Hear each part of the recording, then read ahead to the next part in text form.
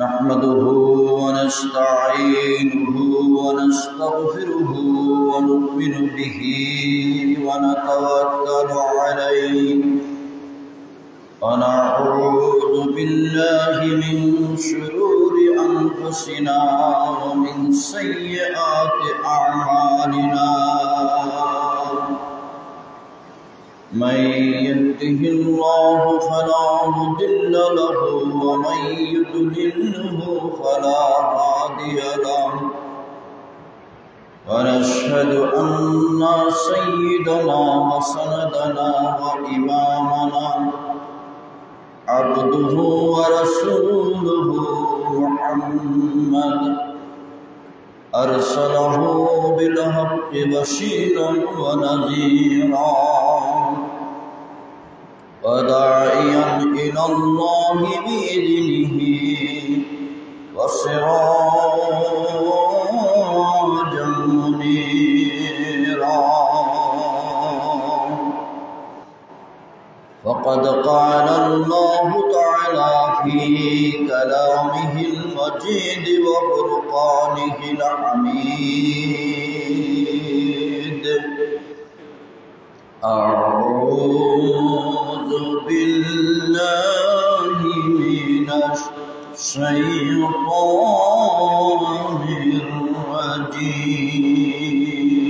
الرجيم بسم الله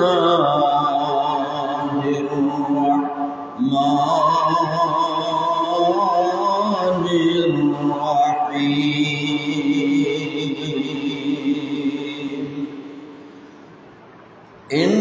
إنما المؤمنون الذين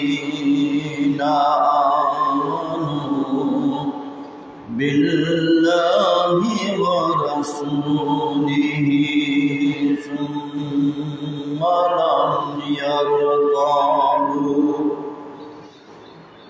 ثم لم يرتابوا وجاهدوا بأموالهم وأنفسهم في سبيل الله أولئك هم الصادقون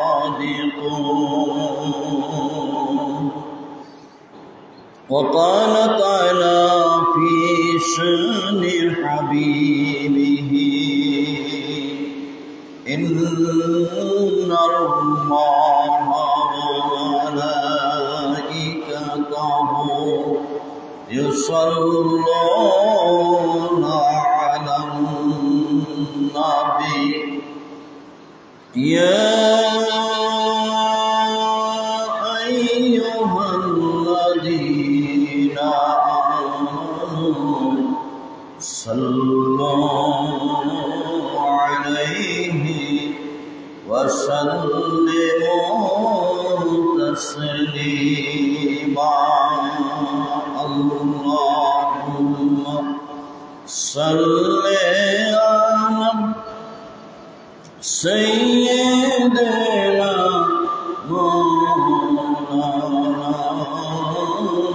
محمد وعلى آل سيدنا مولانا محمد اللهم صل على سيدنا مولانا محمد وعلى آل سيدنا مولانا محمد يا رحمة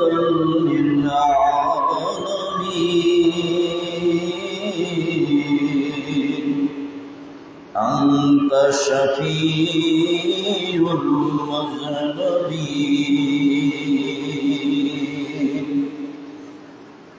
अकरिम लना यौमल हसीन फदलन व जुदन वल करमी अल्लाहुम्मा सल्ले अला सय्यिदना मौलाना मुहम्मद व अला आलि सय्यिदना मौलाना मुहम्मद के करीबे गाने जाने के करीबे अभिमाने के करीबे गाने जाने के करीबे अहंकारे जाइते हाबे गोरस्ताने जाइते हाबे गोरस्ताने सल्लल्लाहु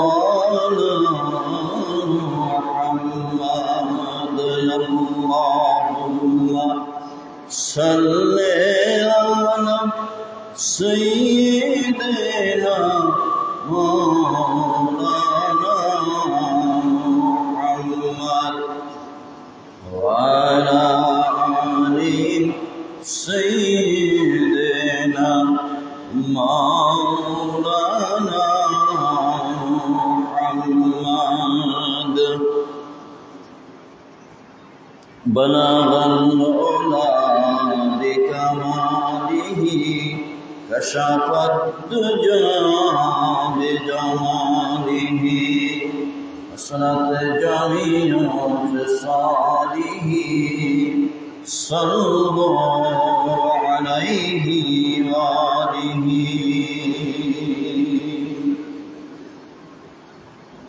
इन्निल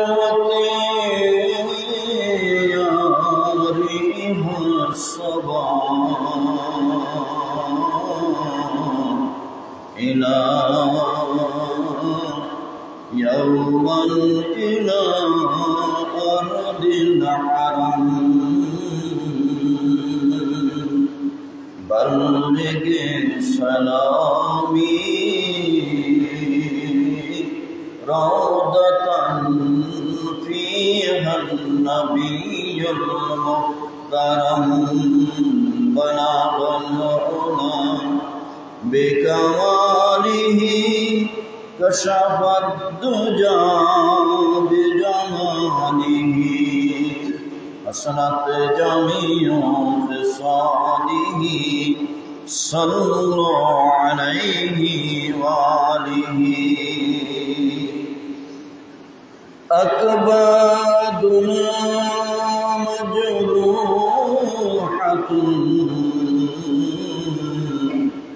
मिन सैफी हिजरिल मुस्तफा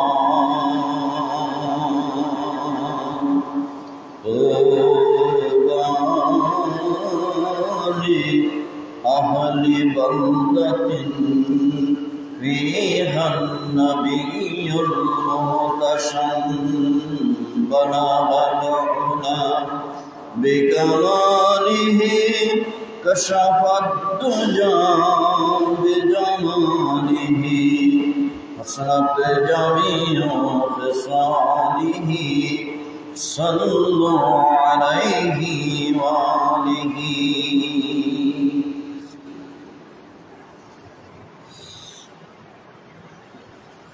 सम्मानित बैतुल फलादन मस्जिदेर सम्मानित इमाम साहिब मुअज्जिन साहेब मुरब्बियान मुसल्लियान किराम যুবক ভাইরা ছাত্রবৃন্দ পর্দার আড়ালের মা বোনেরা আসসালামু আলাইকুম ওয়া রাহমাতুল্লাহ। সম্মানিত উপস্থিতি, যারা আসছেন এসেছেন, প্রস্তুতি নিচ্ছেন, দ্রুত গতিতে মসজিদের দিকে চলে আসুন। আল্লাহ তাআলা আমাদেরকে কোনো প্রকার কষ্ট ছাড়া, মুসিবত ছাড়া,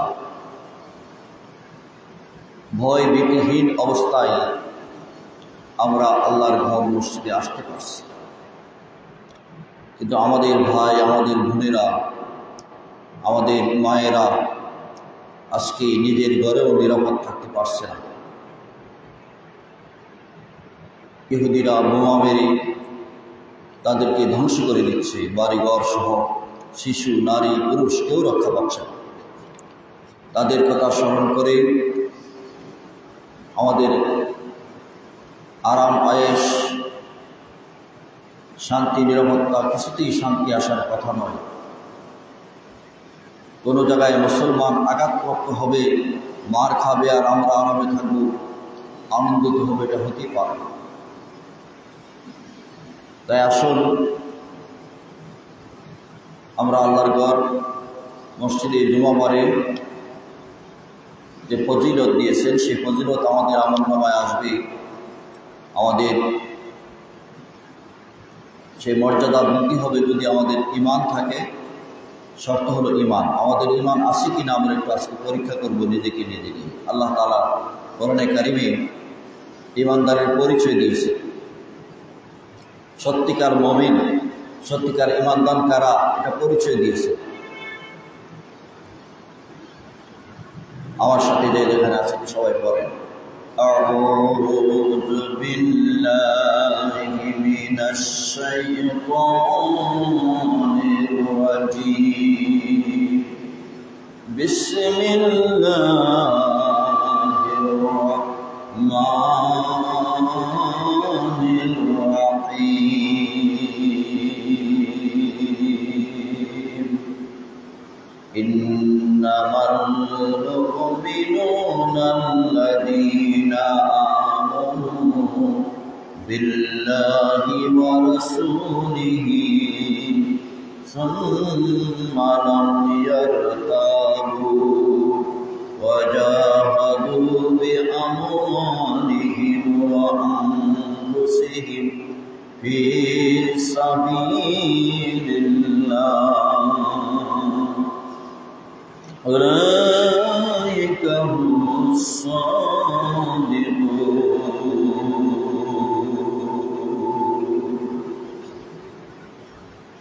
এরশাদ হচ্ছে, বিতাড়িত মরদুদ শয়তানের ওয়াসওয়াসা হতে মহান আল্লাহ তাআলার নিকট আশ্রয় প্রার্থনা করেছে। ইবলীসের ষড়যন্ত্র, শয়তানের ষড়যন্ত্র অব্যাহত আছে বিরতিহীনভাবে। সবসময় ষড়যন্ত্র করছে, সবসময় ওয়াসওয়াসা দিচ্ছে। এই জন্য সব কাজে, সকল জায়গায় আমাদেরকে মনে রাখতে হবে, ইবলীস হচ্ছে আমাদের এক নম্বর চরম এবং পরম প্রকাশ্য দুশমন।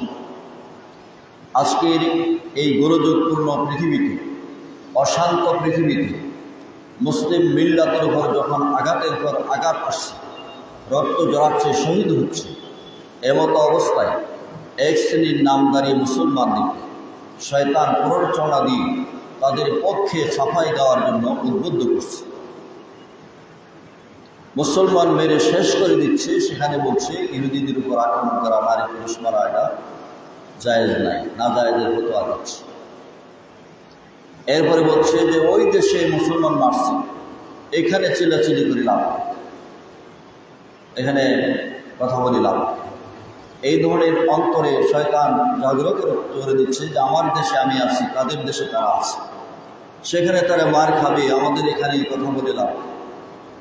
এটা একটা ইবলীসের ষড়যন্ত্র, শয়তানের ষড়যন্ত্র। শয়তান এটা শিখিয়ে দিচ্ছে যে নিজের যে বেঁচে থাকা, নিজের জান বাঁচা, এটা ইসলাম, কোরআন সুন্নাহ আমাদেরকে শিক্ষা দেয় নাই। নবী মুহাম্মদ রাসূলুল্লাহ সাল্লাল্লাহু আলাইহি ওয়াসাল্লাম এই শিক্ষা আমাদেরকে দিয়ে যান নাই। কোরআনে কারীম এই শিক্ষা আমাদেরকে দিয়ে যান নাই। ইসলাম মানবতার ধর্ম, ইসলাম শান্তির ধর্ম। যেখানে মানবতা বিপন্ন, যেখানে মুসলমান ধ্বংসপ্রাপ্ত, সেখানে ইসলাম চুপচাপ থাকবে, মুসলমান নীরব থাকবে, এটা ইমানদারের কোনো পরিচয় হতে পারে না। তাই আসুন আল্লাহ তাআলা ইমানদারের পরিচয় দিচ্ছে। এই শয়তানের অসহায়তা থেকে আমরা এই কথাগুলিরও জবাব দিব।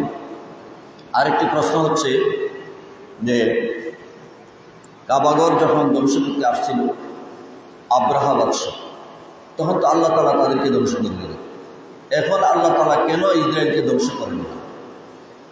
ফিলিস্তিনের আজ গাজায় মুসলমানদেরকে মেরে শেষ করে দিচ্ছে, বাইতুল মুকাদ্দাস আক্রমণ করছে, আল্লাহ তাআলা ঠিক এখন দেখেন না? এইসব প্রশ্ন বসে বসে বাংলাদেশের কিছু শায়েখ মুসলমানরা করে থাকে। এগুলি আমাদেরকে জানতে হবে, এগুলির জবাব কোরআন সুন্নাহর আমল। তাই আসুন আমি প্রথমত অনুবাদটা করছি, আমার সাথে শুনুন মনোযোগ সহকারে। আল্লাহ বলছেন, ইন্নামাল মুমিনুনা আল্লাযীনা আমানু বিল্লাহি ওয়া রাসূলিহি, নিশ্চয় একমাত্র ঈমানদার হচ্ছে তারা, একমাত্র মুমিন হচ্ছে তারা। ইন্না ব্যবহার করি এখানে নিশ্চয়তা সহকারে আল্লাহ তাআলা মুমিনের পরিচয় দিচ্ছে। এখানে 5টা পরিচয় আছে, সূরা আনফালের মধ্যে 5টা পরিচয় আছে। 2 নম্বর আয়াত, 2-3 নম্বর আয়াতে 5টা পরিচয় দেওয়া হয়েছে। গুরুত্বপূর্ণ মুমিনের বৈশিষ্ট্য আরও আছে কোরআনে কারিমে। মৌলিক 5টা পরিচয় আল্লাহ তাআলা এখানে দিয়েছে। নিশ্চয় একমাত্র মুমিন হচ্ছে তারা আল্লাযীনা আমানু বিল্লাহি ওয়া রাসূলিহি, যারা আল্লাহর প্রতি রাসূলের প্রতি ঈমান এনেছে। আল্লাহর প্রতি রাসূলের প্রতি ঈমান এনেছে। আল্লাহর প্রতি ঈমান ইহুদিদের আছে, আল্লাহর প্রতি ঈমান ইহুদিদের আছে, কিন্তু শেষ নবী মুহাম্মদুর রাসূলুল্লাহ সাল্লাল্লাহু আলাইহি ওয়াসাল্লামের প্রতি ঈমান নাই। এই কারণে এরা কাফের, এই কারণে এরা মুশরিক।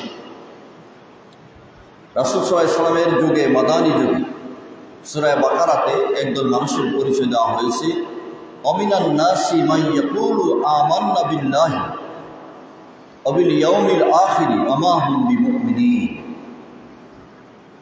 আল্লাহ তাআলা বলেন, মানুষের মধ্যে একদল মানুষ আছে, তারা বলে আল্লাহর প্রতি ঈমান এনেছি, আখিরাতের প্রতি ঈমান এনেছি, অথচ তারা ঈমানদার নয়। এরা রাসূলের কথা বলে না, বলে আল্লাহর প্রতি ঈমান এনেছি, আখিরাতের প্রতি ঈমান এনেছি। আল্লাহ বলছেন এরা ঈমানদার নয়। এখন ঈমানের পরিচয়ের মধ্যে আল্লাহ পাক এখানে 2টা কথা বলেছেন, আল্লাহর প্রতি, রাসূলের প্রতি। অন্য জায়গায় আখিরাতের প্রতি, তাকদীরের প্রতি আছে, হাদিস শরীফে বিস্তারিত আছে ব্যাখ্যা। মৌলিক বিষয়টা এখানে আল্লাহ তুলে ধরছেন। একমাত্র মুমিন হচ্ছে তারা যারা আল্লাহর প্রতি ঈমান এনেছে ও রাসূলের প্রতি ঈমান এনেছে, সুম্মা লাম ইয়ারতাবু, অতঃপর এই ঈমানের বিষয়ে তারা কোনো সন্দেহান হয় নাই।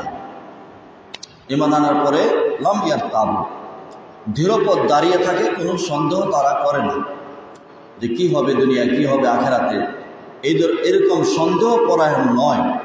কিন্তু আজকে আমরা দেখতে পাচ্ছি সুম্মা লাম ইয়ারতাবু, ঈমানদারেরা আর কখনো এর থেকে সন্দেহ করে নাই, বিচ্যুত হয় নাই। আল্লাহ বলেছেন ঈমানদার যারা, এটা সন্দেহ যদি আসে, সন্দেহ যদি থাকে, তারা ঈমানদার হবে না। আজকে বিশ্বের মুসলিম শাসকদের প্রতি তাকাইলে এরকমই দেখা যায়, তারা ঈমানের ঘোষণা দিয়েছে মুসলিম, কিন্তু তারা সন্দেহ পরায়ণ। কিভাবে সন্দেহ পরায়ণ? রাসূল সাল্লাল্লাহু আলাইহি ওয়াসাল্লাম ১৫০০ বছর আগে ঘোষণা দিয়ে গেছেন, ফিলিস্তিন, বাইতুল মুকাদ্দাস, ইসরায়েল এগুলো মুসলমানদের দখলে আসবে, মুসলমানদের বিজয় হবে, সেখানে বিশ্ব তাম পৃথিবীর রাজধানী হবে ফিলিস্তিন। এটা ১৫০০ বছর আগে ঘোষণা দিয়ে দিয়েছে। কিন্তু এখন তো মার খাচ্ছে। যদি মুসলিম রাজা বাদশাদের বিশ্বাসটা মজবুত হতো, যদি ঈমান সুদৃঢ় হতো, তাহলে তারা আমেরিকার চক্রাঙ্গানি কাফের মুশরিকদের চোখ রাঙানিকে তারা ভয় করতো না। ভয় না করে নিজ নিজ দেশ থেকে বিমান বাহিনী, সেনাবাহিনী পাঠিয়ে, যুদ্ধাস্ত্র পাঠিয়ে, বিমান বাহিনী পাঠিয়ে তারা তাদের মোকাবেলা করত, যে কাফের মুশরিকদের মোকাবেলা করে যদি আমরা মারা যাই তাহলে শহীদ, আর বেঁচে আসতে গাজী। এই ধরনের বিশ্বাস তাদের থাকলে এটা হতো, কিন্তু তারা সেই বিশ্বাস মজবুত নাই। আরব বিশ্ব অনেকটা নীরব, বাদশারা নীরব। এই 2 নম্বর পরিচয়ের মধ্যে আজকে সারা বিশ্বে দোদুল্যমান অবস্থায় আছে। ঈমান যদি মজবুত থাকে, ঈমানের মধ্যে যদি সন্দেহ না থাকে, তাহলে এই বান্দা কখনো মানুষকে ভয় করবে না, মারা যাওয়ার ভয় করবে না, শহীদ হওয়ার ভয় করবে না, কোনো ভয় করবে না। ভয় না করে নিজের জীবন দেওয়ার জন্য প্রস্তুত হবে, তারপর ঈমান থেকে সরে দাঁড়াবে না। আল্লাহ তাআলা বলেন, যদি সন্দেহ না করে ওয়াজাহাদু, তারা জিহাদ করবে। জিহাদ করবে। জিহাদের 2টা পর্যায়। একটা হলো দাওয়াতুল আল্লাহ, মানুষের মধ্যে দাওয়াত প্রদান করা, এটা প্রচেষ্টা অব্যাহত রাখা। আরেকটা হলো জিহাদের চূড়ান্ত পর্যায়, সেটা হলো কিতাল ফি সাবিলিল্লাহ, সামনাসামনি লড়াই করা। ওই সময়ে তলোয়ার দিয়ে, নেজা দিয়ে, বল্লম দিয়ে যে লড়াই হইতো সেটা এখন নাই, সেটা বোমা দিয়ে, অস্ত্র দিয়ে এখন লড়াই হয়। সেই লড়াইয়ে তারা অংশগ্রহণ করবে, এটা হলো কিতাল ফি সাবিলিল্লাহ। আল্লাহ তাআলা বলেছেন, আল্লাযিনা আমানু ইউকাতিলুনা ফি সাবিলিল্লাহ, যারা ঈমানদার তারা লড়াই করে আল্লাহর পথে। ওয়াল্লাযিনা কাফারু ইউকাতিলুনা ফি সাবিলিত তাগুত, যারা কাফের তারা তাগুতের মধ্যে লড়াই করে, শয়তানের পথে, কাফেরের পথে লড়াই করে। আর যারা মুমিন তারা লড়াই করে আল্লাহর পথে। এই লড়াই করতে গিয়ে 2টা জিনিস লাগে, বিআমওয়ালিহিম ওয়া আনফুসিহিম ফি সাবিলিল্লাহ। এই লড়াই করার জন্য 2 জিনিস লাগে, একটা হলো মাল আর একটা হলো জান। সময় দিতে হয়, প্রয়োজনে জীবন দিতে হয়, এটার বলে আনফুস, নফসের ভবিষ্যৎ আনফুস, জীবন দিতে হয়, প্রাণ দিতে হয়। আল্লাহর পথে লড়াই করলে মাল লাগে এবং জান লাগে, দুটোই বান্দাকে আল্লাহ দিয়েছে। যার যার সাধ্য অনুযায়ী, তৌফিক অনুযায়ী মাল দিবে এবং জান দিবে। উলাইকা হুমুস সাদিকুন, এরা হলো ঈমানের দাবিতে সত্যবাদী। মুখে ঈমানের দাবি করছি, কিন্তু তাদের জন্য একটু কান্নাও আসে না, আফসোসও আসে না। শরীরের পশমের মধ্যে পশমটাও খারাপ হয় না, তাদের চিন্তায় কিছুই লাগে না, অন্তরের মধ্যে একটু পরিবর্তন আসে না। তাহলে আমার ঈমান আল্লাহর কাছে গ্রহণযোগ্য হবে না। কারণ আল্লাহ তাআলা সূরা আনফালে বলেছেন, প্রকৃত মুমিনের পরিচয়, ইন্নামাল মুমিনুনা আল্লাযীনা ইযা যুকিরাল্লাহু ওয়াজিলাত কুলুবুহুম ওয়া ইযা তুলিয়াত আলাইহিম আয়াতুহু যাদাতুহুম ঈমানাও ওয়া আলা রাব্বিহিম ইয়াতাওয়াক্কালুন।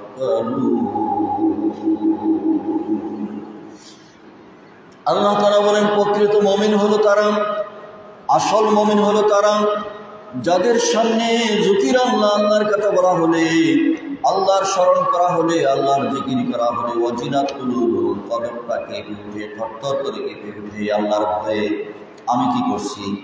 আল্লাহর ভয়ে কলব, ডান দুধের জয়ের নিচে একটা গোশতের টুকরা আছে, সেই গোশতের টুকরার নাম হচ্ছে কোরআনের ভাষায়, হাদিসের ভাষায় কলব। এই কলবটা কাঁপতে থাকে আল্লাহর নাম শুনলে, আল্লাহর কথা বললে, আল্লাহর জিকির করা হলে। যদি দেখা যায় কলবের মধ্যে কোনো পরিবর্তন আসে নাই, তাহলে বুঝতে হবে আমার মধ্যে ঈমান নাই। ঈমান নাই। যদি একটু চেতনা আসে না, নড়াচড়া আসে না, একটু মনের ভাবও পরিবর্তন হয় না, তাহলে বুঝতে হবে আমার ঈমানের অভাব।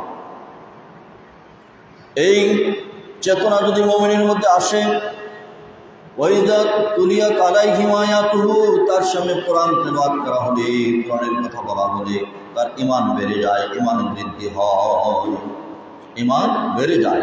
ঈমান বাড়ার অর্থ কি? ঈমান তো দেখা যায় না, এটা তো একটা আদর্শের নাম, এটা একটা বিশ্বাসের নাম। ঈমান হচ্ছে বিশ্বাসের নাম। হাদিসে জিবরাইল আমিন রাসূলকে প্রশ্ন করেছিলেন, ইয়া মুহাম্মদ সাল্লাল্লাহু আলাইহি ওয়াসাল্লাম আখবিরনি আনিল ঈমান, আমাকে ঈমান সম্পর্কে বলো। তখন রাসূল সাল্লাল্লাহু আলাইহি ওয়াসাল্লাম কি বলেছিলেন, জান তুমিনা বিল্লাহি ওয়া মালাইকাতিহি ওয়া কুতুবিহি ওয়া রুসুলিহি ওয়াল ইয়াউমিল আখিরি ওয়াল কদরি খাইরিহি ওয়া শাররিহি, এই কথাগুলি বলেছিলেন। আল্লাহর প্রতি ঈমান, রাসূলের প্রতি ঈমান, ফেরেশতাদের প্রতি ঈমান, কিতাবের প্রতি ঈমান, আখিরাতের প্রতি ঈমান, তকদীরের ভালো মন্দের প্রতি ঈমান বিশ্বাস করা, এটার নাম হচ্ছে ঈমান।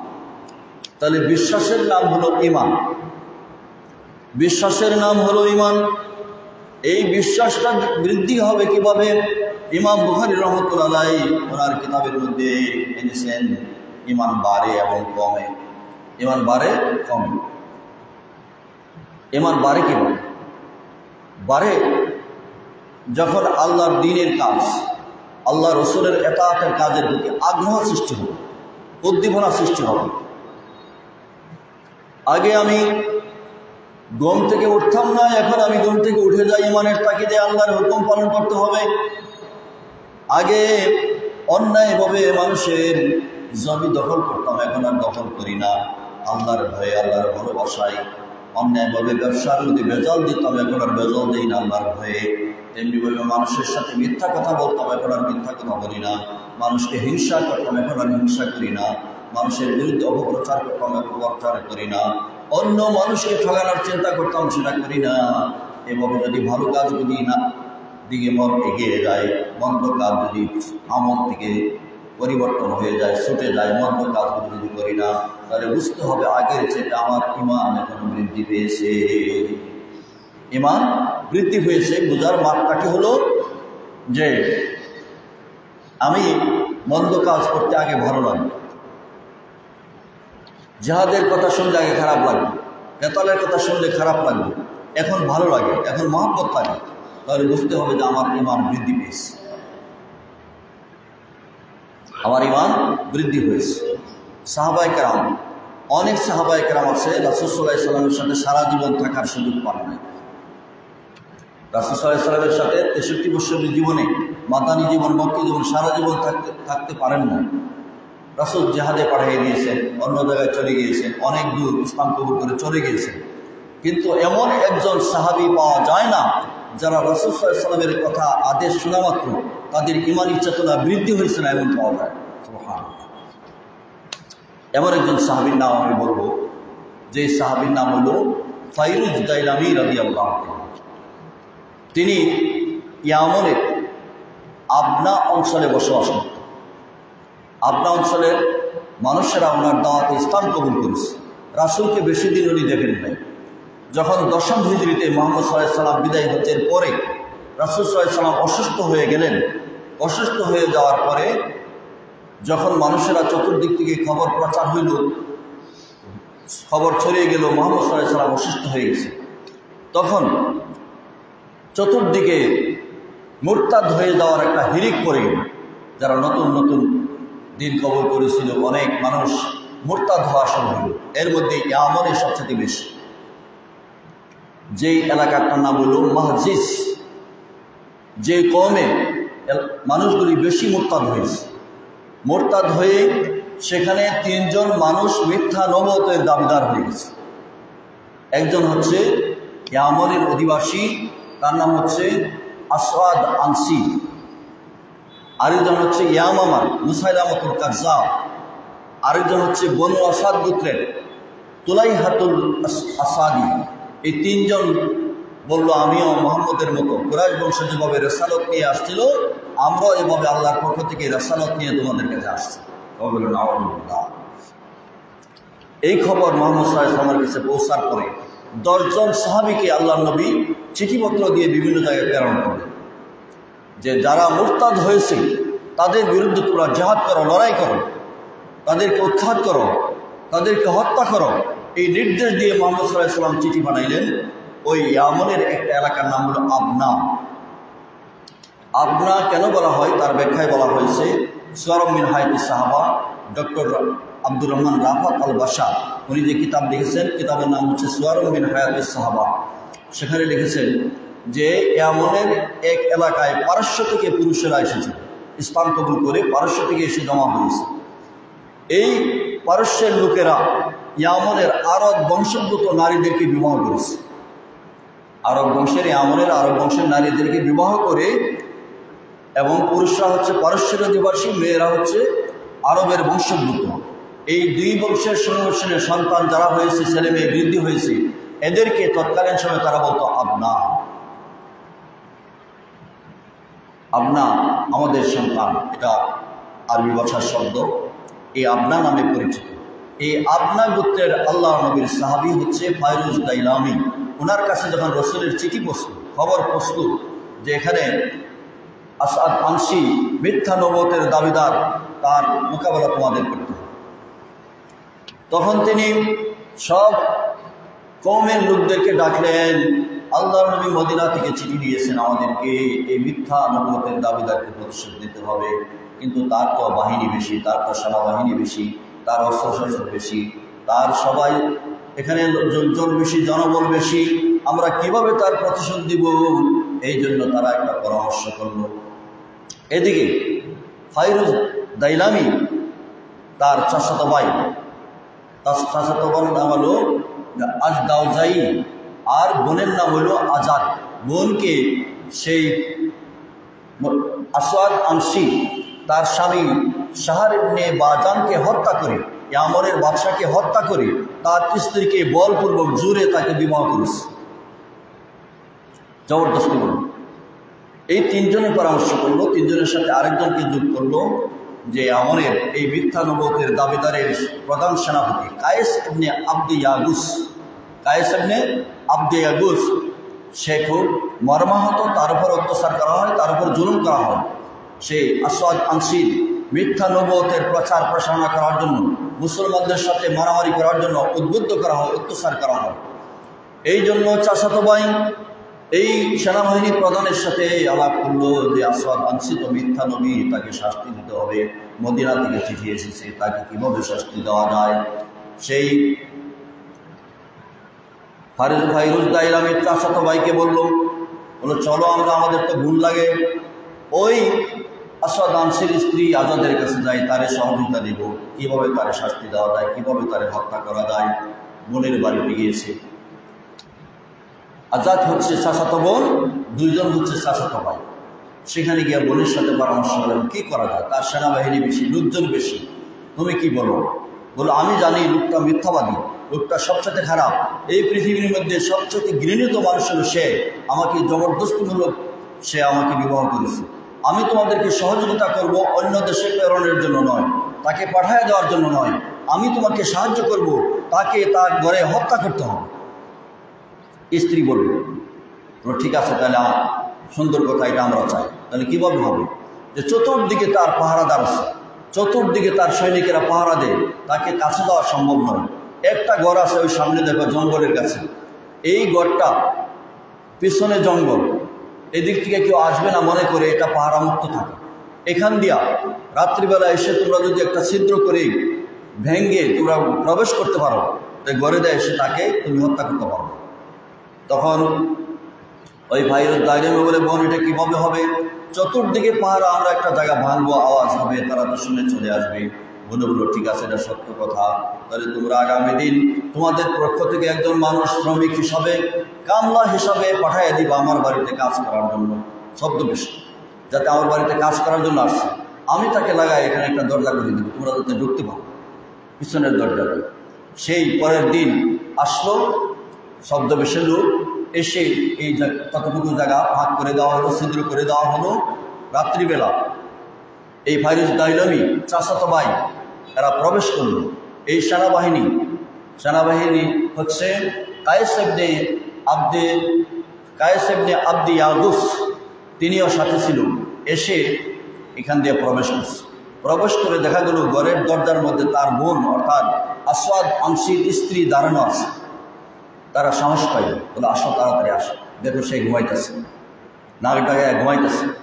এই অবস্থায় ঘরের ভিতরে ডেকে ধারালো তলোয়ার দিয়ে, খঞ্জর দিয়ে গলার মধ্যে এক খুবই আলগা করে মাথা আলাদা করে ফেলেছে, দেহ আলাদা করে ফেলেছে।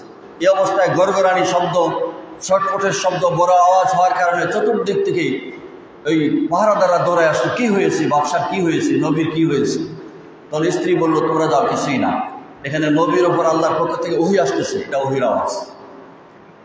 মহিলা বলল সৈনিকদেরকে যে ওহী, আল্লাহর পক্ষ থেকে ওহী আসতেছে, ওহীর আওয়াজ শোনা যাইতেছে, এটা কিছুই না, তোমরা চলে যাও। সৈনিকরা চলে গেল। রাত্রি, শেষ রাত্রে ফাইরুজ দাইলামি ছাদের উপর উঠল, উঠে আযান দেওয়া শুরু করল। আশহাদু আল্লাহ, আল্লাহু আকবার, আল্লাহু আকবার আওয়াজ দিয়েছে। আশহাদু আল্লাহ ইলাহা ইল্লাল্লাহ, আশহাদু আন্না মুহাম্মাদুর রাসূলুল্লাহ। 3 নম্বর বাক্য বলেছে আশহাদু আন্নাল আসওয়াদুল আনসি কাযাব, জোরে আওয়াজ দিল।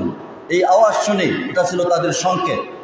আগে মুসলমানদের সাথে আপনার বুদ্ধের সাথে আলাপ ছিল, আমরা যখন আওয়াজ দিব তোমরা একযোগে অস্ত্র নিয়ে সেই আসওয়াদ আনসি মিথ্যা নবুয়তের বাড়িতে আক্রমণ করবে, সবাইকে একযোগে আক্রমণ করবে। এইভাবে যখন আওয়াজ দিয়ে এলো আশহাদু আন্নাল আসওয়াদুল আনসি কাযাব, আমি সাক্ষ্য দিচ্ছি আসওয়াদ আনসি মিথ্যাবাদী, চরম মিথ্যাবাদী, এই আওয়াজ যখন চতুর্দিকে শুনল, সব দিক থেকে মুসলমানরা আক্রমণ শুরু করলো। যারা পাহারাদার ছিল তারা যুদ্ধ শুরু করলো। কিন্তু দেখা গেল উপর এই যে মাথাটা হাতে নিয়ে ছাদের উপর থেকে নিচে ফেলে দিল। যে মাথা কাটা হয়েছে সেই মাথাটা উপর থেকে নিচে ফেলে দিল। দেখলো তাদের নবীর মাথা, মিথ্যা নবীর মাথা পড়ে গেছে, তারা হত্যা করেছে। এখন সকল পাহারাদার, সকল সৈনিকের মন দুর্বল হয়ে গেল যে আমরা কার বিরুদ্ধে, কার জন্য লড়াই করবো, আমাদের নবী তো শেষ। তখন তারা আত্মসমর্পণ করল। ফাইরুজ দাইলামি তিনি সেই মদিনার চিঠি পেয়ে বসে থাকেন নাই, সামান্য বিন্দু পরিমাণ সময় তিনি অন্য খাতে ব্যয় করে নাই। কিভাবে মিথ্যা নবুয়তের দাবিদারকে রাসূলের নির্দেশ পালন করে তাকে হত্যা করবে, সেই ব্যাপারে জীবন বাজি রেখে এগিয়ে আসলেন। দিন রাত্রে তারা পরিশ্রম করলেন। সেই ফাইরুজ দাইলামির আহ্বানে, দাওয়াতে এখানে যারা অমুসলিম হয়েছিল, মুরতাদ হয়ে গেছিল, আবার তারা মুসলমান হয়েছে। ইয়ামন বিজয় হয়েছে। আল্লাহ নবীর নির্দেশে সাহাবায়ে কেরাম ইয়ামনকে বিজয় করেছেন। সবাই বলেন সুবহানাল্লাহ। তাহলে সেই শক্তি যুগে যুগে মাথাচাড়া দিয়ে উঠবে। ইমানদারদেরকে পরীক্ষা, যে প্রশ্নটা করা হয়েছে, বাইতুল্লাহ আল্লাহ রক্ষা করেছেন, আব্রাহা বাদশাকে ধ্বংস করেছেন, এখন করেন না কেন? তখন পৃথিবীতে আব্দুল মুত্তালিব ছাড়া হানিফ আল্লাহ বলার মতো লোক ছিল না। কাবার পক্ষ দিয়ে যুদ্ধ করবে এরকম কেউ ছিল না। এই জন্য আল্লাহ তাআলা নিজে আব্রাহা বাদশাকে সৈনিক পাঠায়া, আবাবিল পাখি পাঠায়া তাদেরকে ধ্বংস করেছেন। এই জন্য ধ্বংস করেছেন আল্লাহ তাআলা। ওই সময় কোনো ইমানদার ছিল না, পরীক্ষা নেবেন। কিন্তু এখন তো 200 কোটি মুসলমান, সারা বিশ্বে প্রায় 200 কোটি মুসলমান। এই মুসলমানদেরকে এমনি এমনি বিজয় দিবেন না, পরীক্ষা দিতে হবে। পরীক্ষা দেওয়ার মাধ্যমে, পরীক্ষার মাধ্যমে আল্লাহ তাআলা বিজয় দিবেন। এই ফিলিস্তিন মুহাম্মদ সাল্লাল্লাহু আলাইহি সাল্লাম যে ঘোষণা দিয়েছেন 1500 বছর আগে, সেই ঘোষণা অবশ্যই বাস্তবায়ন হবে। এতে চুল পরিমাণ, বিন্দু পরিমাণ সন্দেহ নাই। যদি সন্দেহ থাকে রাসূলের হাদিসের উপর, তাহলে ঈমান থাকবে না, বিজয় হবে। এত যে মার খাচ্ছে, যদি সারা বিশ্বের মুসলিম শাসকদের ঈমানটা থাকতো, সুম্মা লাম ইয়ারতাবু, এখানে আল্লাহ বলছেন সুম্মা লাম ইয়ারতাবু, ঈমান আনার পরে তাদের মনে আর কোনো সন্দেহ হয় নাই, মনটা দোদুল্যমান হয় নাই, দুর্বল হয় নাই। এমতো অবস্থায় এই বাদশাগুলির, শাসকগুলির যদি এরকম ঈমান থাকতো, সরকারগুলির যদি এমন ঈমান থাকতো, তাহলে তারা জনগণকে আহ্বান জানাইতো, চলো আমরা যুদ্ধে যাব, ট্রেনিং দিয়ে সেখানে যুদ্ধে পাঠিয়ে দিত। কিন্তু কোনো সরকার প্রথম নিন্দা জানায়, যুদ্ধবিরতির আহ্বান জানায়, আর অনেকেই নীরব। সেখানে বিমান দিয়ে আক্রমণ করে মানুষকে ধ্বংস করে দেওয়া হচ্ছে, আর শুধু নিন্দা জানালে কি হবে?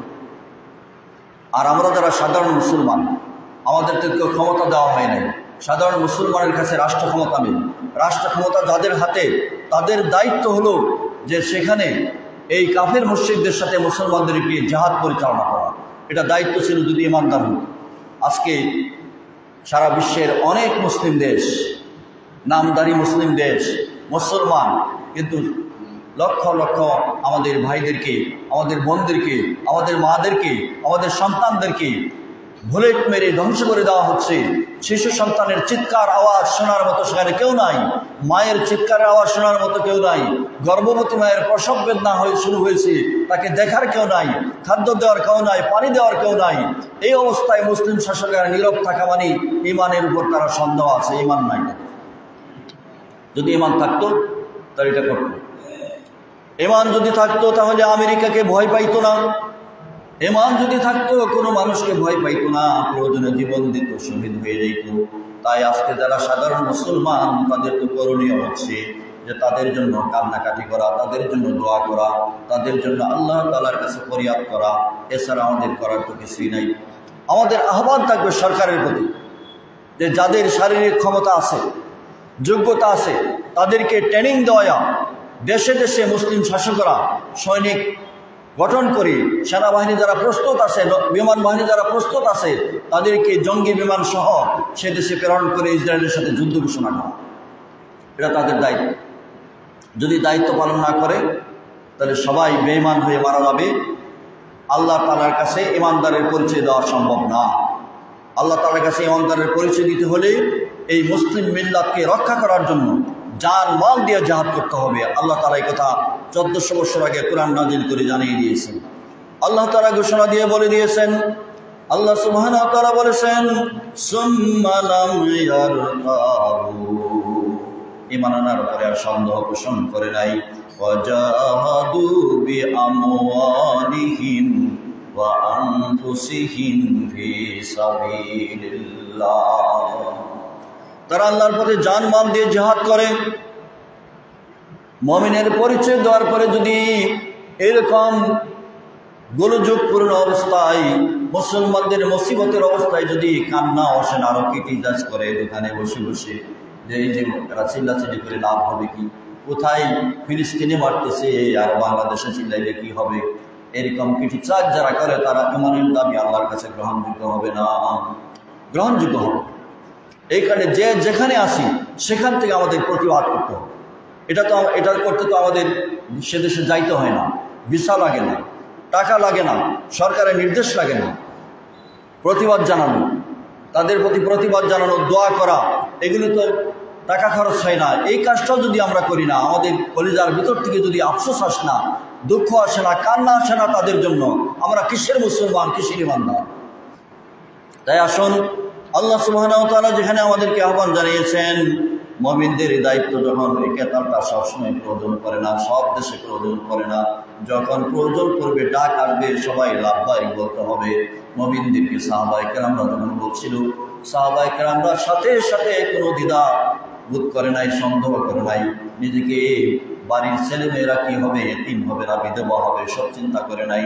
ডাক দেওয়ার সাথে সাথে আল্লাহর নবীর সাহাবীরা সাথে সাথে হাজির হয়ে গেছে। সুবহানাল্লাহ। ভাইরা আমার, সেই সময়টা অত্যন্ত কঠিন সময়। আমি আপনাদের সামনে অনেক হাদিসের রেফারেন্স দিয়ে আগে আমি আলোচনা করেছি যে আল্লাহ নবী মুহাম্মদ সাল্লাল্লাহু আলাইহি সাল্লাম এই ফিলিস্তিন বিজয় হবে প্রায় 100 চাইতে বেশি হাদিস আল্লামা জালালউদ্দিন সুয়ুতী একত্রিত করেছেন ফিলিস্তিনের ব্যাপারে, ইসরায়েলের ব্যাপারে। সিরিয়া যেই গেট দিয়ে ঈসা আলাইহিস সালাম নামবেন সেটা তৈরি হয়ে গেছে, যেখানে যেখানে ঈসা আলাইহিস সালাম দাজ্জালকে হত্যা করবে সেটাও তৈরি হয়ে গেছে, সব তৈরি হয়ে গেছে। এখন ক্ষেত্র তৈরির জন্য মুসলমানরা যদি ঝাঁপিয়ে পড়ে ক্ষেত্র তৈরি হবে, আর যদি ঝাঁপিয়ে না পড়ে মরতে থাকবে মুসলমান, এরপরে আল্লাহ তাআলা সময় মতো ক্ষেত্র তৈরি করবে যে এখানেই বিশ্বের ইসলামের রাজধানী হবে, এখানে মুসলমানদের সিংহাসন হবে, এখানেই সুলাইমান আলাইহিস সালাম রাজত্ব পরিচালনা করেছেন, এখানেই বাদশা সিকান্দর রাজত্ব পরিচালনা, পৃথিবীর রাজত্ব পরিচালনা করেছেন। এখান থেকে আবার মুসলমানরা সারা বিশ্ব পরিচালনা করবেন। এই ব্যাপারে আল্লাহ নবীর হাদিস রয়েছে, অকাট্য হাদিস রয়েছে, মজবুত হাদিস রয়েছে, সহিহ হাদিস রয়েছে, এতে কোনো সন্দেহ নাই। তাই আমরা যারা আছি আমরা কোনো সন্দেহ করেন যাতে না হয়। আল্লাহ বলেছেন মুমিনের পরিচয় ঈমান আনার পরে সন্দেহ থাকতে পারবে। ঈমান আনার পরে সন্দেহ যদি আসে, ঈমান আল্লাহর কাছে কবুল হবে না। সূরা আনফালে যেটা বলেছেন, ওয়া ইযা তুলিয়াত আলাইহিম আয়াতুহু যাদাতুহুম ঈমানাও ওয়া আলা রাব্বিহিম ইয়াতাওয়াক্কালুন। ঈমান বাড়বে, যত শক্তিশালী সামনে মোকাবেলা থাকুক, ভরসা করবে, তাওয়াক্কুল করবে আল্লাহর উপর। ভরসা করবে কার উপর? আল্লাহর উপর। আল্লাহর উপর ভরসা যদি না থাকে, তাওয়াক্কুল যদি না থাকে, তাহলে এই পরাশক্তির উপর দেখে যারা এমন সন্দেহ করানো হবে তারা সেখানে যাইবে না, সেখানে তারা তাদের প্রতিবাদ করতেও সাহসে দিবে না। যেমন আরব দেশগুলির বাদশাগুলি মুখ বন্ধ করে চুপ করে আসে, তারা ইমান হলো আমেরিকার উপর, আল্লাহর উপর ইমান নেই। আল্লাহর উপর ইমান যদি থাকতো তাহলে বলিষ্ঠ ভূমিকা তারাই পালন করতো। যেখানে মদিনায় মুহাম্মদুর রাসূলুল্লাহ সাল্লাল্লাহু আলাইহি ওয়াসাল্লাম রওজা পাকে শুয়ে আছেন, সেই দেশের বাদশা যদি এরকম চুপ থাকে তাহলে আর কোন জায়গার বাদশারা কথা বলবে? আল্লাহ তাআলা তাদেরকে এমনি ছেড়ে দিবেন। সব কাজ শুধু দোয়ার দ্বারা হয় না, দোয়ার সাথে সাথে ময়দানে নামতে হবে। আল্লাহ নবী মুহাম্মদ সাল্লাল্লাহু আলাইহি ওয়াসাল্লাম দোয়া করেছেন, জিহাদও করেছেন। বদরের যুদ্ধে ময়দানে গিয়েও তিনি হাত তুলে দোয়া করেছেন, যুদ্ধে বিজয় হয়েছে। দোয়াও লাগবে, ময়দানে ঝাঁপিয়ে পড়তে হবে মুসলমানদেরকে।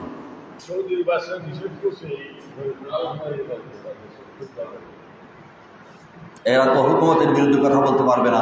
আমেরিকার গোলাম দালালি করছে, তাদের অবশ্যই ধ্বংস হবে।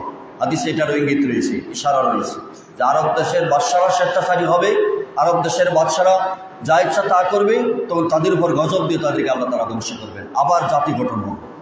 এভাবে শুধু মদিনাকে রক্ষা করা হবে, মদিনা রক্ষিত থাকবে, মক্কা রক্ষিত থাকবে, সব এলাকাদেরকে ধ্বংস করে দেওয়া।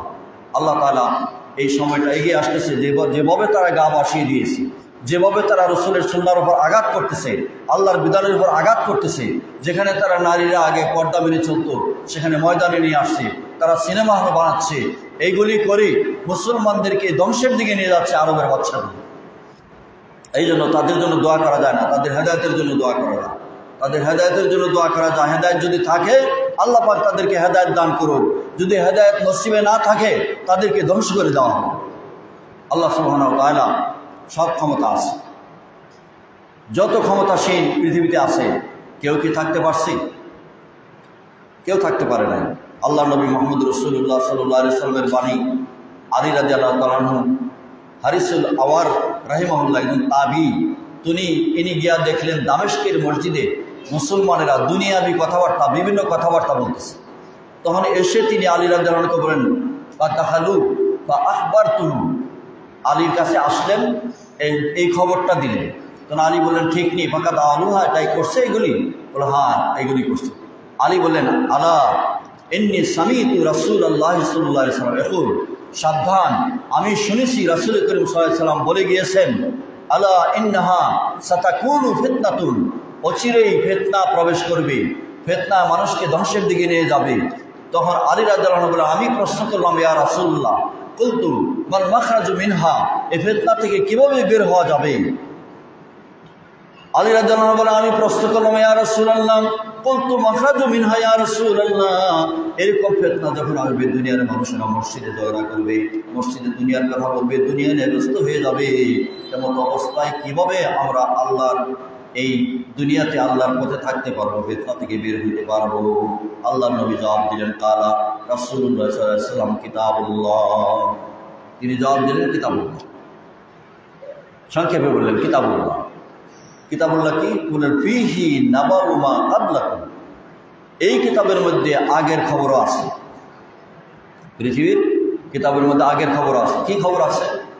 আগের খবর আদম আলাইহিস সালাম থেকে শুরু করে ঈসা আলাইহিস সালাম পর্যন্ত প্রত্যেক পয়গম্বরের ঘটনা আছে, কাহিনী আছে, তারা কিভাবে দাওয়াত দিয়েছেন। আবার নমরুদ, ফিরাউন, কারুন, হামান, তাদের কথাও আছে, সাদ্দাদের কথাও আছে। আগের যারা ধ্বংস হয়েছে আল্লাহর নাফরমানি করার জন্য আযাব, তাদের খবর আছে। এভাবে প্রত্যেকটা খবর আল্লাহ তাআলা কোরআনে কারিমে আগের সবগুলি ঘটনা তুলে দিয়েছেন। আদম আলাইহিস সালামের বংশধরের কথা তুলে ধরেছেন, হাবিল কাবিলের হত্যার ঘটনা তুলে ধরেছেন, নমরুদের আগুনের কথা, ইব্রাহিমের আগুন থেকে বাঁচিয়ে দেওয়ার কথা আছে, নমরুদকে মশা দিয়া জুতা দিয়ে পিটাইয়া মারার কথা কোরআনে আছে, জুতা দিয়ে পিটাইয়া নমরুদকে মারা হয়েছে সেই ঘটনা আছে। আবার যে আগুনকে আল্লাহ তাআলা ফুলের বাগিচা করে দিয়েছেন ইব্রাহিম আলাইহিস সালাম, সেটাও আছে। ফেরাউনকে সাগরে ডুবিয়ে মারা হয়েছে, সেটাও আছে। মূসা আলাইহিস সালামকে সমুদ্র থেকে ফেরাউনের কবল থেকে উদ্ধার করেছেন, সেটাও আছে। এভাবে প্রত্যেক মানুষের ব্যাপারে আল্লাহ তাআলা বর্ণনা দিয়েছেন, নবীদের ব্যাপারে বর্ণনা দিয়েছেন, দাদা বাদশাদের ব্যাপারে বর্ণনা দিয়েছেন।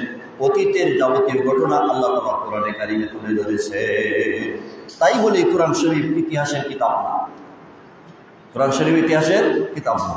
ইতিহাসের ওই অংশটুকু এনেছেন, যেই অংশটুকু পড়লে পরে জানলে পরে মুসলমানদের ইমান তাজা হবে, ইমানদারদের ইমান বৃদ্ধি হবে, শিক্ষা নিতে পারবে মানুষেরা, পৃথিবীর মানুষেরা। এতটুকু আল্লাহ তাআলা বলে দিয়েছেন। এরপরে বলেছেন খবরমা বাদাকুম, এর পরের বিষয় আছে, আগের বিষয় আছে, পরের বিষয় আছে।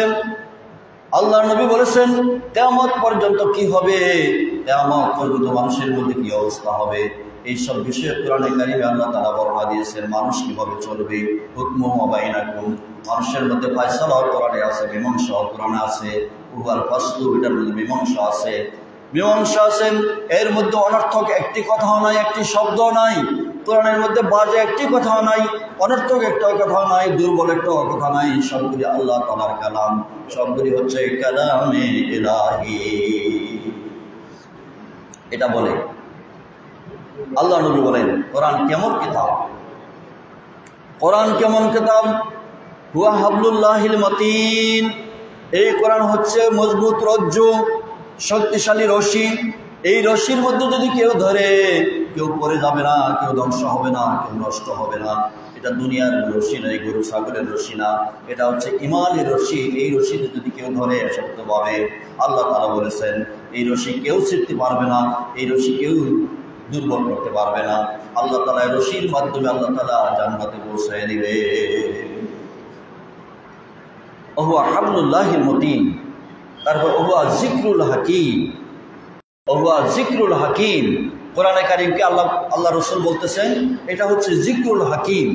হাকিম বিজ্ঞানময়, জ্ঞান পরিপূর্ণ, পৃথিবীর যা জ্ঞানের প্রয়োজন মানুষ চলার জন্য, সরকার চলার জন্য, পরিবার চলার জন্য, দেশ চলার জন্য যা প্রয়োজন সমস্ত জ্ঞান বিজ্ঞান দিয়ে আল্লাহ তাআলা কোরআন নাযিল করেছেন। সুবহানাল্লাহ, ওহুয়া জিকরুল হাকিম। 3 নম্বরে বলেছেন ওহুয়া সিরাতুল মুস্তাকিম, এটা হচ্ছে সরল সঠিক পথ।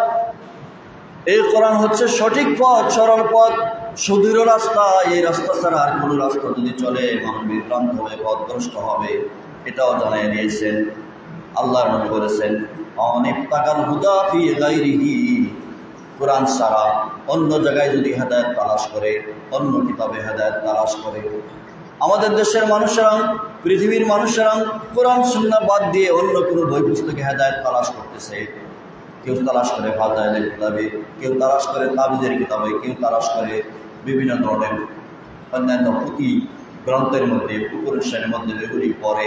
কিন্তু কোরআন সুন্নাহ যদি পড়ে, কোরআন যদি পড়ে এতে পথভ্রষ্ট হবে না। কোরআন ছাড়া অন্য কিতাব পড়লে আল্লাহ বলেছেন অমান ইবতাগাল হুদা ফি গায়রিহি আদাল্লাহুল্লাহ, অন্য কিতাবে যদি কেউ হেদায়েত তালাশ করে তাহলে তা আল্লাহ তাআলা নিজে তাকে পথভ্রষ্ট করে দিবেন।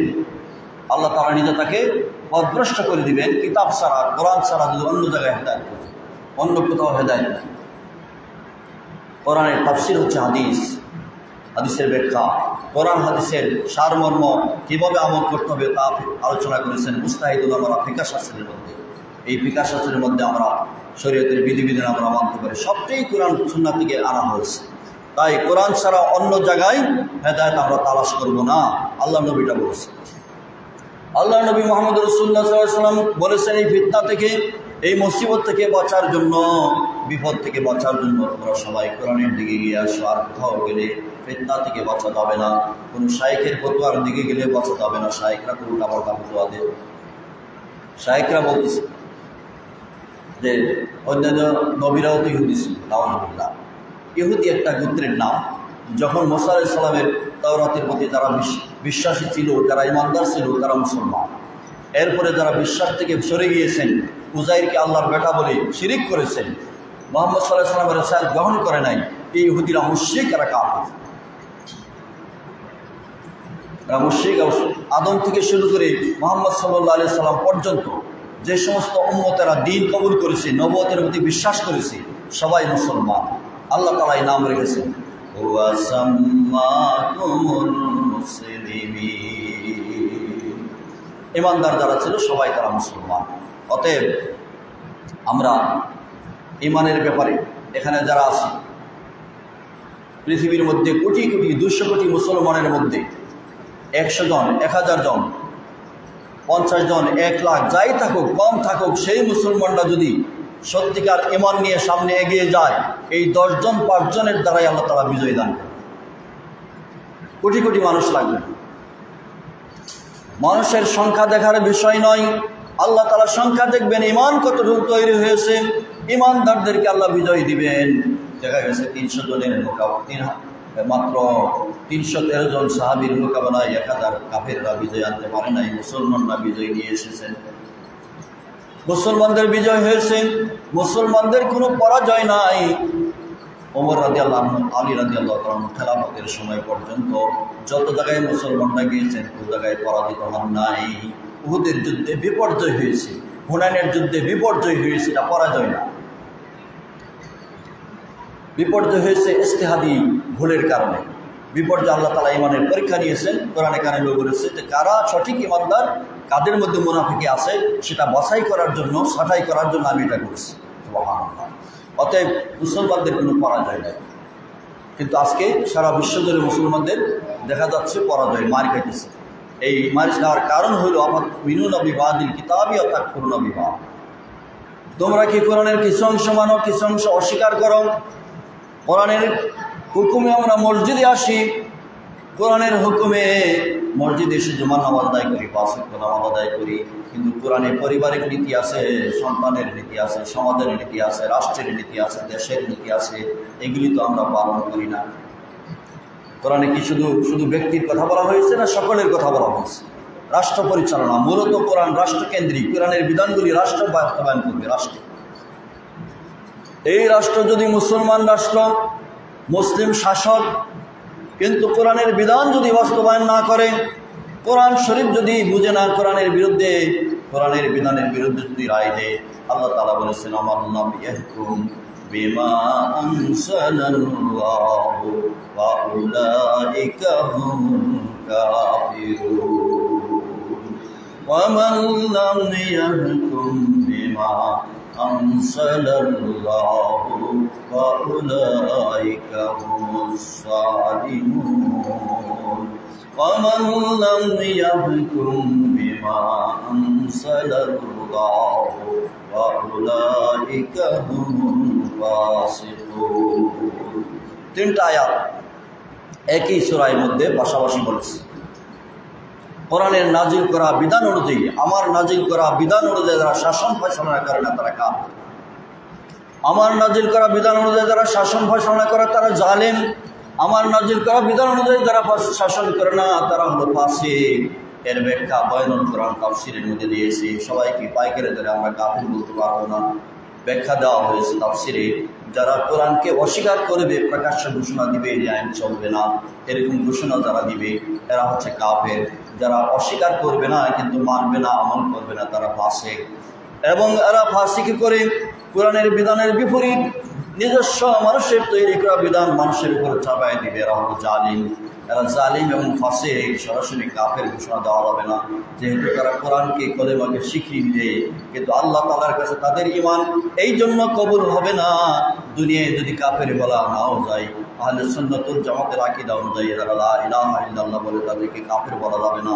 কিন্তু কোরআনের বিধান যখন বাস্তবায়ন করে না, কোরআনের বিধান থাকা অবস্থায় যেমন কোরআনকে এক জায়গায় রেখে দেয়, মানুষের তৈরি করা আইন যারা প্রতিষ্ঠিত করে তাদেরকে আল্লাহ তাআলা কিয়ামতের দিন কাফের হিসাবে জাহান্নামে নিক্ষেপ করবে। তাদেরকে আল্লাহ তাআলা ছাড়বেন না। কোরআনে কারীম দেওয়া হয়েছে মুহাম্মদ সাল্লাল্লাহু আলাইহি সাল্লাম মদিনায় যখন তিনি প্রেসিডেন্ট, তিনি নবী, তিনি সেনাপতি, তিনি বিচারপতি, সব দায়িত্বে তিনি, তখন কোরআন তিনি বাস্তবায়ন করেছেন। রাসূল সাল্লাল্লাহু আলাইহি সাল্লামের অনুসরণ করি, নবী মুহাম্মদ সাল্লাল্লাহু আলাইহি সাল্লামের উম্মত বলি, অথচ আমি কোরআন বাস্তবায়ন করব না, চেষ্টাও করব না। আমরা কিসের উম্মত? মুহাম্মদ সাল্লাল্লাহু আলাইহি সাল্লামের উম্মত হতে হলে কোরআনের বিধানগুলি বাস্তবায়নের জন্য চেষ্টা করতে হবে। আজকে ইহুদিরা মুসলমানদেরকে মারে, তাদের পণ্য সামগ্রী বর্জনের জন্য আমরা আহ্বান জানাচ্ছি, বন্ধ করে দেওয়ার জন্য, আমদানি বন্ধ করার জন্য সরকারকে বলছি। কিন্তু ইহুদিরাই তো আজকের কোর্টে বিভিন্ন জায়গায় যে আইন আছে সেগুলি তাদের আইন গ্রন্থ অনুযায়ী, ইহুদি খ্রিস্টানদের আইন অনুযায়ী আমাদের ইউনিয়ন পরিচালিত হচ্ছে, আমাদের উপজেলা পরিচালিত হচ্ছে, আমাদের জেলা পরিচালিত হচ্ছে, আমাদের দেশ পরিচালনা হচ্ছে। কোর্টে, জজ কোর্টে, হাইকোর্টে, সুপ্রিম কোর্টে তাদের বই পুস্তক নিয়ে তারা মত করছে, কোরআনের বিধান তো তারা সেখানে পরিচালনা করছে না। কি বলেন, করছে নাকি? তাইলে তাদের তৈরি করা আইন আমরা মেনে নিচ্ছি।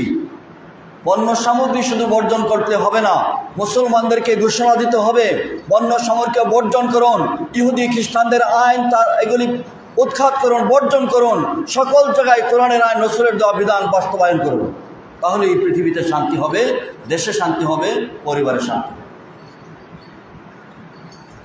কথাটা কি কঠিন হয়ে গেছে? যে সবাই বুঝে আসছে নাকি? এটা আমার কথা না, আপনার কথা না, কেউ বাপদাদার কথা নয়, এটা হচ্ছে আল্লাহর কথা।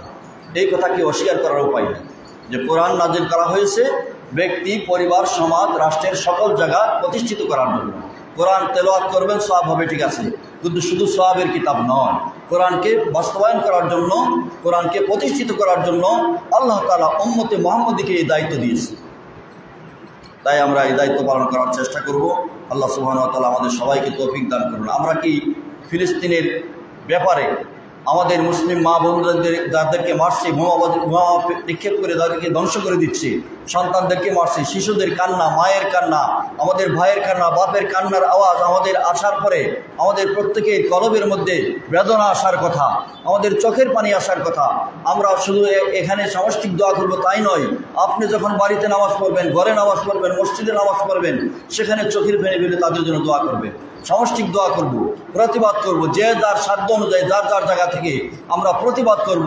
আমরা প্রয়োজনে যদি ডাক আসে, বাংলাদেশ সরকার যদি আমাদের রাষ্ট্রীয় সীমানা খুলে দেন যে মুসলমানরা আসো ফিলিস্তিনের সাথে এই ইসরায়েলের বিরুদ্ধে ফিলিস্তিনদেরকে রক্ষা করার জন্য জিহাদ করতে হবে, যুদ্ধে যাইতে হবে, আমরা কি সবাই রাজি আছি?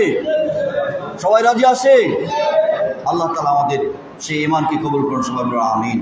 সবাই দুরূদ শরীফ পড়েন। আল্লাহুম্মা সাল্লি আলা সাইয়্যিদিনা মাওলানা মুহাম্মদ ওয়া আলা আলি সাইয়্যিদিনা মাওলানা মুহাম্মদ। আল্লাহুম্মা সাল্লি আলা সাইয়্যিদিনা মাওলানা মুহাম্মদ ওয়া আলা আলি সাইয়্যিদিনা মাওলানা মুহাম্মদ। শান্তিদাতা, মুক্তিদাতা এলেন এ ধরায়, আসুন আমরা সবাই দাঁড়াইয়া সালাম জানাই। সাল্লাল্লাহু আলা মুহাম্মাদ সাল্লাল্লাহু আলাইহি ওয়াসাল্লাম। সাল্লাল্লাহু আলা মুহাম্মাদ সাল্লাল্লাহু আলাইহি। ইয়া রাসূলুল্লাহ সাইয়্যিদি ইয়া হাবিবাল্লাহ, মরণে কাছে আসিয়া নুরানি চেহারা দেখায়, কলেমা তৈয়বা পরায়, কাউসারে পানি পিলায়। ইয়া নবী সালামু আলাইকা, ইয়া রাসূল সালামু আলাইকা, ইয়া হাবিব সালামু আলাইকা, সালাম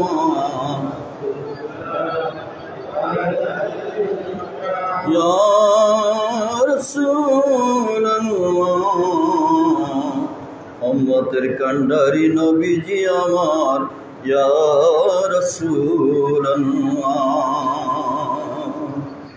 কলেমায় পড়ি আপনার নাম আজানে শুনি আপনার নাম নামাজে আপনাকে সালাম আপনি যে নূরে মুজাসসাম ইয়া নবী সালামু আলাইকা ইয়া রাসূল সালামু আলাইকা ইয়া হাবিব সালামু আলাইকা সালামুল্লাহ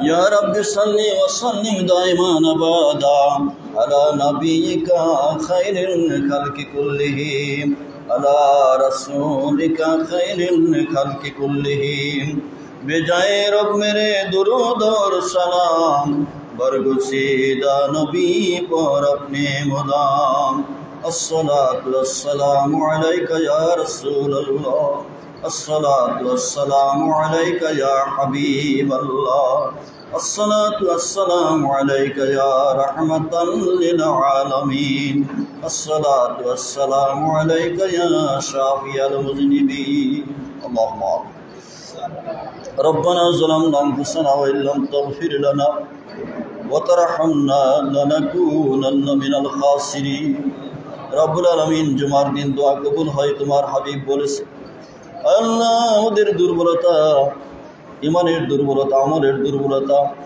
সব দিক থেকে কমজোর মুসলমান আমরা আল্লাহ তাই বলে তোমার দরবার থেকে ফিরাই দিও না যা আলোচনা করেছি দরুদ সালাম পড়েছি সবটুকুর সব হাদিয়া সোনার মদিনায় নবী পাকের রওজা মুবারক পৌঁছায় দাও तमाम দুনিয়ায় যত মুমিন মুমিনাত নর নারী কবরে শায়িত সকলের আরহায় সব পৌঁছায় দাও রব্বুল আলামিন আমরা যারা হাত তুলেছি আমাদের আব্বা আম্মা দাদা দাদি নানা নানি শ্বশুর শাশুড়ি বন্ধু বান্ধব মায়ের বাপের বংশের যারা যেখানে শায়িত এই গ্রামের গুরুস্থানে যে সমস্ত মুরব্বীরা মুসল্লিরা মায়েরা ভাইরা বোনেরা কবরে শুয়ে আছে আল্লাহ মেহেরবানি করে সকলের কবরে সওয়াব পৌঁছায় দাও কবরগুলোকে জান্নাতের বাগিচা বানায় দাও রব্বির হামহুমা কামা রব্বায়ানি সগীরা রব্বির হামহুমা কামা রব্বায়ানি সগীরা